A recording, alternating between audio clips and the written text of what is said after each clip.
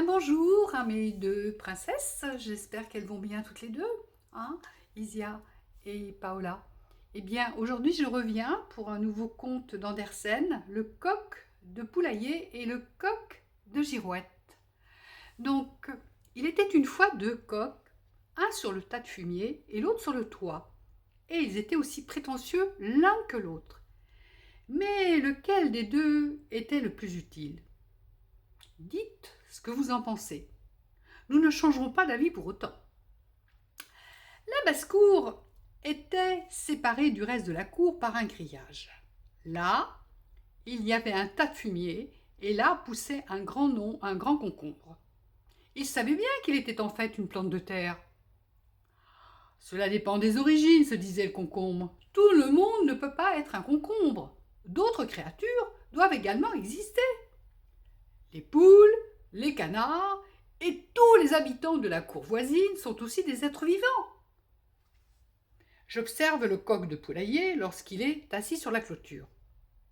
Il est vraiment plus important que le coq de girouette, qui est, il est vrai, très haut perché, mais ne sait même pas piailler et encore moins coqueriquer.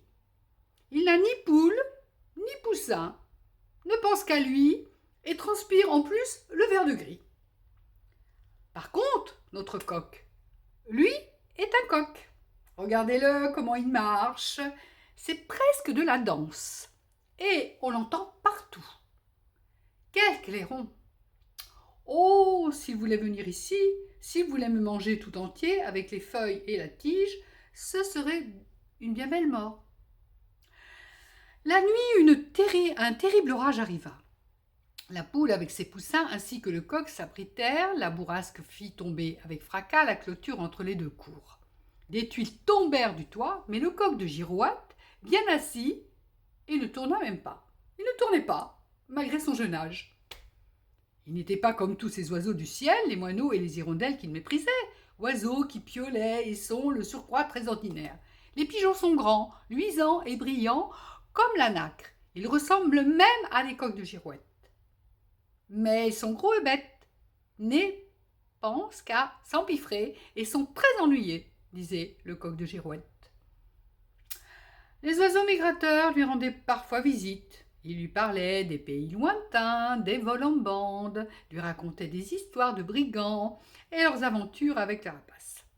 La première fois, c'était nouveau et intéressant.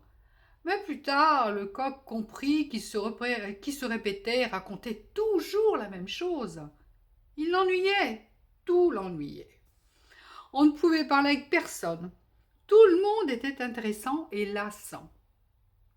Inintéressant et lassant. Le monde ne vaut rien, déclara-t-il. Tout cela n'a aucun sens. Le coq de girouette était, comme on dit, blasé, et c'est pourquoi il aurait été certainement un ami plus intéressant pour le concombre s'il en était douté. Mais celui-ci n'avait Dieu que pour le coq du poulailler, qui justement marchait à ce moment-là vers lui. La clôture gisait par terre, et l'orage était passé. « Comment avez-vous trouvé mon cri de coq » demanda le coq aux poules et aux poussins. Il était un peu rauque et manquait d'élégance. Les poules et les poussins passèrent sur le tas de fumier et le coq les suivit.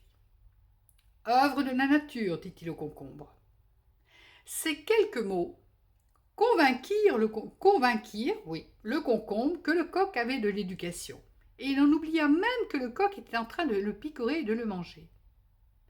Quelle belle mort! Les poules accoururent, les poussins accoururent, et vous le savez bien, dès que l'un se met à courir, les autres font de même. Les poules caquetaient, les poussins caquetaient et regardaient le coq avec admiration. Ils en étaient fiers, il était de leur famille. « Cocorico » chanta-t-il. « Les poussins deviendront bientôt de grandes poules. Il me suffit d'en parler à la basse-cour du monde. » Et les poules caquetèrent et les poussins piaillèrent. Le coq leur annonça la grande nouvelle. Un coq peut pondre un œuf. Et savez-vous ce qu'il y a dans un tel œuf? Un basilic. Personne ne supporte le regard d'un basilic. Les hommes le savent, vous le savez aussi. Et maintenant, vous savez tout ce que j'ai en moi. Je suis un gaillard, je suis le meilleur coq de toutes les basses-cours du monde. Et le coq agita ses ailes, secoua sa tête et chanta.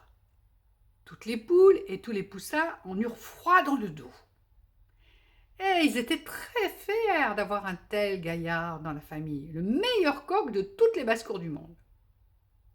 Les poules caquetèrent, les poussins piaillèrent pour que même le coq de Girouette les entende.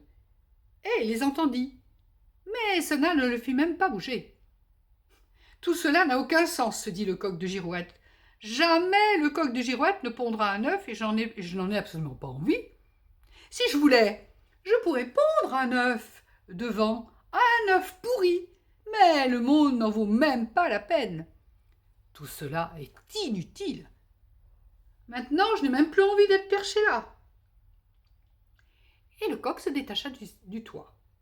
Mais il ne tua pas le coq de poulailler, même si c'était ce qu'il voulait, affirmèrent les poules. Et quel enseignement en tirerons-nous? Il vaut mieux chanter que d'être blasé et se briser.